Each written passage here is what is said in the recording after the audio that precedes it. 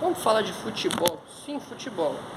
Porque agora é a Marta falando pela milésima vez que o futebol feminino ele não é apreciado pelos investidores, que não há investimento e tudo mais.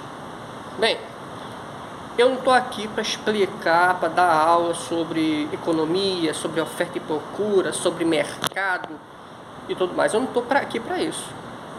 Há várias pessoas explicando o porquê que o futebol feminino não tem essa apreciação toda do mercado.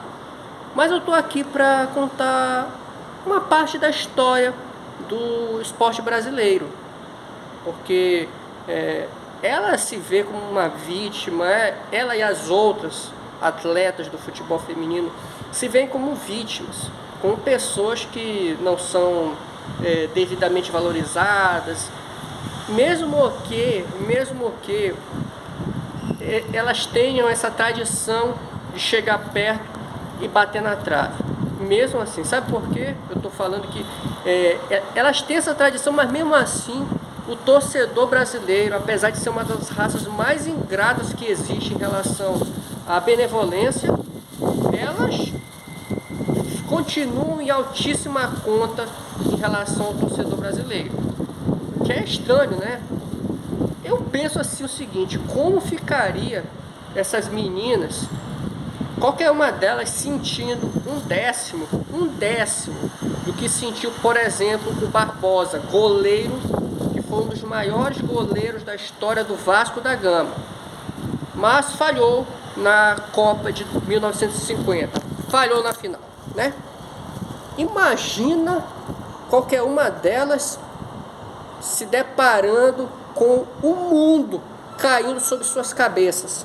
Gente, eu acho que teria até suicídio se elas sofressem o que o Barbosa sentiu na vida dele toda. Ele morreu acho que lá por 99, 2003, uma coisa assim, 2002, por aí. Imaginem elas sofrendo o que o Barbosa sofreu.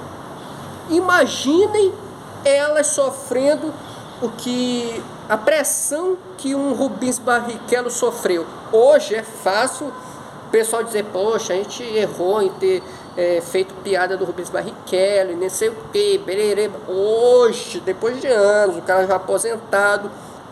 Mas na época, aí é o que eu falo: brasileiro é um bichozinho bem escroto quando se trata de esportes.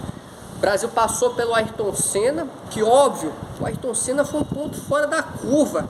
Não tinha por que querer do Rubens Barrichello que ele também fosse um ponto fora da curva. O Ayrton Senna era um cara que conseguia vencer corrida com marcha arrebentada, conseguia vencer mesmo se fosse na chuva. Ele era um sujeito totalmente fora do normal, né?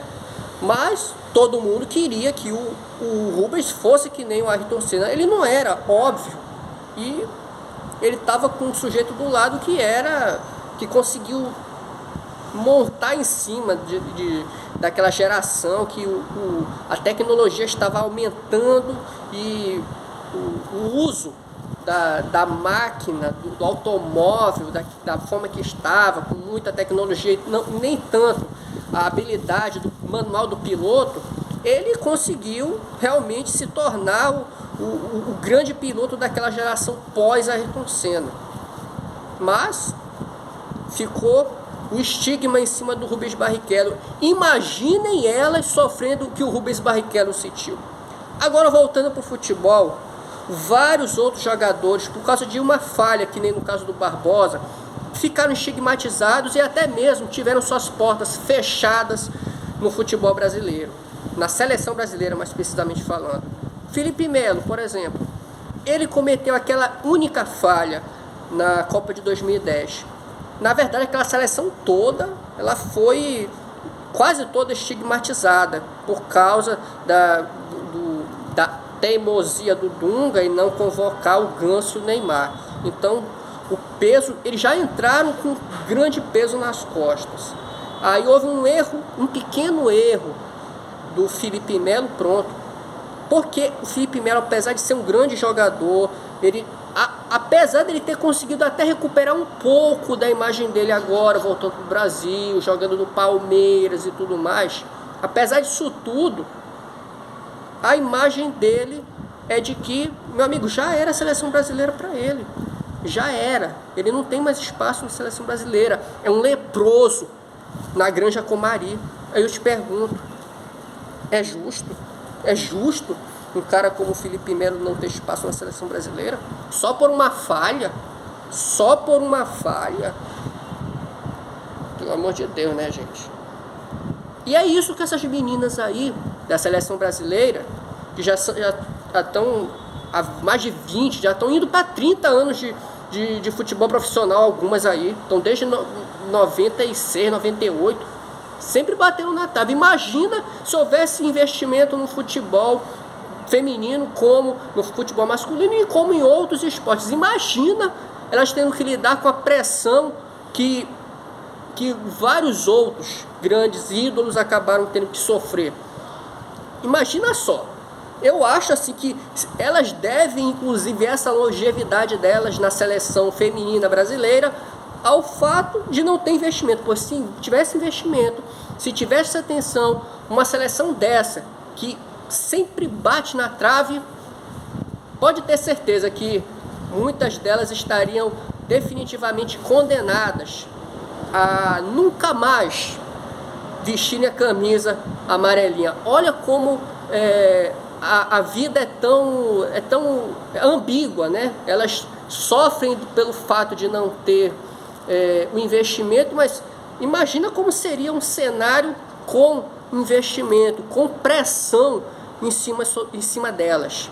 A história seria outra, porque, vamos lá, história tem dois lados. Existe o lado delas não ter investimento, mas existe o lado do brasileiro ser um ser humanozinho bem escroto quando se trata de torcida e quando se trata de exigências.